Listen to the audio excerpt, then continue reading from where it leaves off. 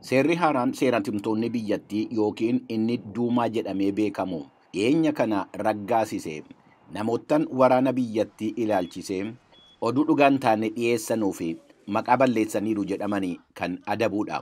Yommuu pirezidaantiin biyyattii Vilaadimiir Puutiin mallatteessanu hojiirra oolchamas jedhameera. Dura ta'an mana maree seeratumtootaa yookaan duumaa Viyaacheslav Volodiin seerichi gantootaa fi sobdoota kan adabuudha jedhu.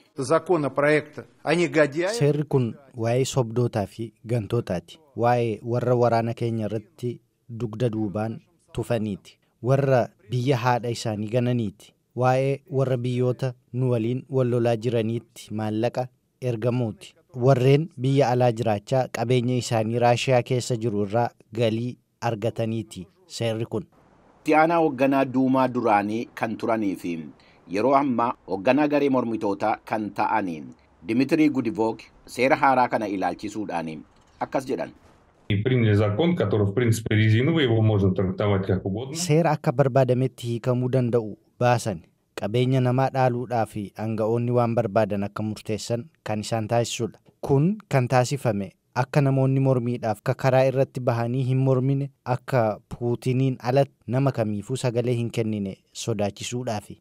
Dimiitirii Gudaakoof weerara Raashaan Yuukireen irratti raawwatte waan qeeqanii fi namoottan yakkaan mootummaan Raashaa barbaadu keessaa tokko. Qabeenya Raashaa keessaa qabanu bakka qabsiisuu isaanii namoonni biraa garuu akka carraa sana hin arganne dubbatu. Yommuu waraanni jalqabame gaazexeessitoota, namoota siyaasaa, rogeeyyiin, namoota bebbeekamoo dabalatee namoota aanga'oota wajjin walii hin galle warra sababa waraanichaa morman hedduun biyya gallakkisanii bahaniiru. Harka caalaan isaanii yeroo argatanii qabeenya Raashiyaa keessaa qaban waan bakka qabsiifatan natti hin fakkaatu. Amma isaan irratti kan xiyyeeffatame. Akka qorannoodhaan irra ga'ametti lammiileen Raashaa waraana Yuukireen keessatti taasifamaa jiru morman 830 ta'an himannaan irratti dhiyaatee jira. Joon Herbisti dhaabbata qorannoo Atlantic Council jedhamurraa waan jedhan qabu waa'ee kanarratti. Mootummaan Raashaa waa'ee sochii waraanaa isaa Yuukireen keessa jiru seenaa dhugaa hin taane qopheessuu barbaada. Yakka waraanaa raawwachuu isaanii ni haalu.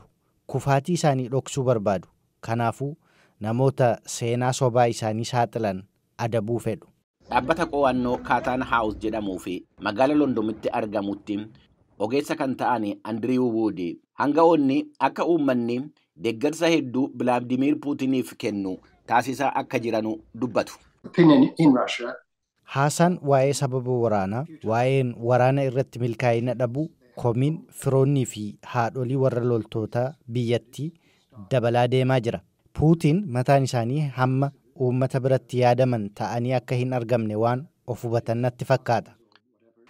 Akka ogeessonni kan akka Herbitsii fi kan akka Wood jedhanutti sakatta'iinsii fi qabeenya namootanii dhaaluun bal'ina qabu biyyattii keessatti taasifamuun isaa waan hafuu miti. Mootummaan Vilaadimiir Puutiin warreen isa qeeqan irrattis akka caalaadhaan xiyyeeffatu ni eegama.